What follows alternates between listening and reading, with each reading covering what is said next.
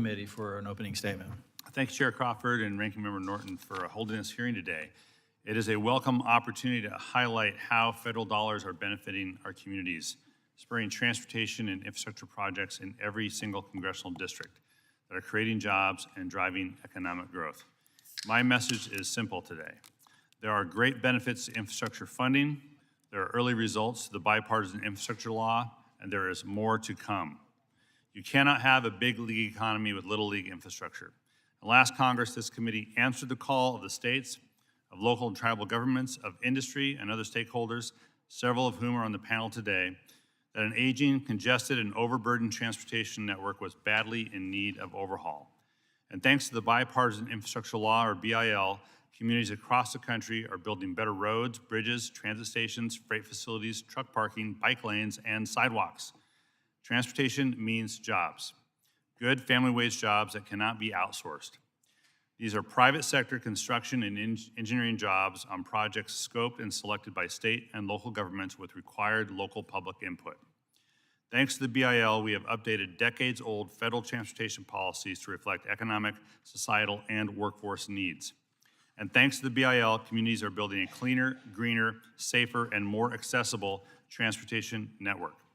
Congress didn't make this up. We followed the lead of states, cities, counties, and tribes across the country who have been hard at work to modernize and to transform the way people and goods move.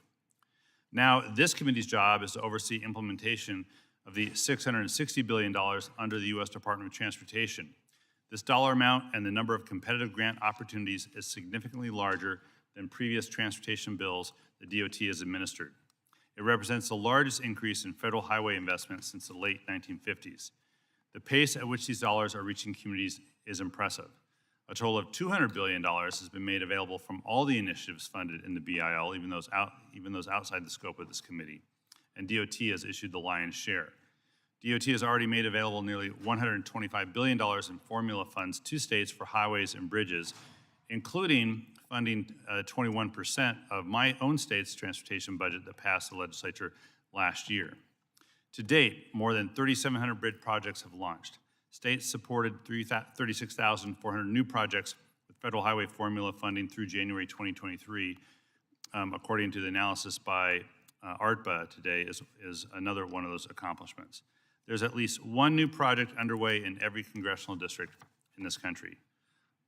ARTBA as well provided a summary to every member of the subcommittee on what's happening in your district. You know your district's best, but this information will help you know it even better. I encourage my colleagues to review that information.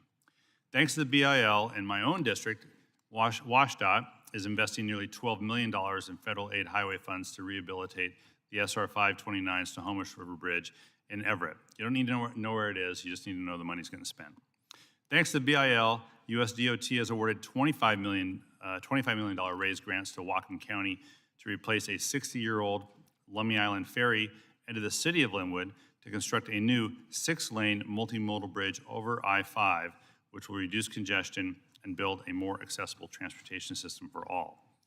The BIL has also invested in more than 3,000 workforce projects across the country to train workers for in-demand jobs. There's more to come.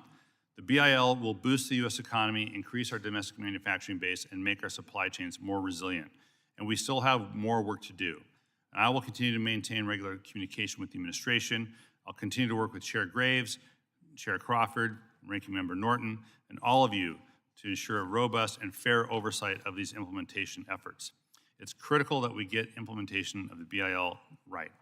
A successful rollout of BIL funding will truly demonstrate the value of infrastructure investment to everyone. And the BIL is not a set it and forget it law. We now need to follow through by Congress, state DOTs, US DOTs, cities, counties, transit agencies, tribal governments, private industry, all of us working together to deliver these projects so communities get the maximum bang for the buck. Without investments made by the BIL, the economy would be in far worse shape. To critics who want to brush off benefits of the BIL, I point you to testimony today from Paula Hammond. As it correctly notes, even with inflation taken into account, and inflation is a problem, there still has been market growth over the last year in the construction sector, whereas without the BIL, we'd likely have seen market contraction. So I'm glad to say it, thanks to the BIL, the economy is on the move, but that's why we need to continue to see the implementation of the BIL happens. And I look forward to working with all of you to make sure that happens. And with that, I yield back. Thank you, Mr. Larsen. Before we go to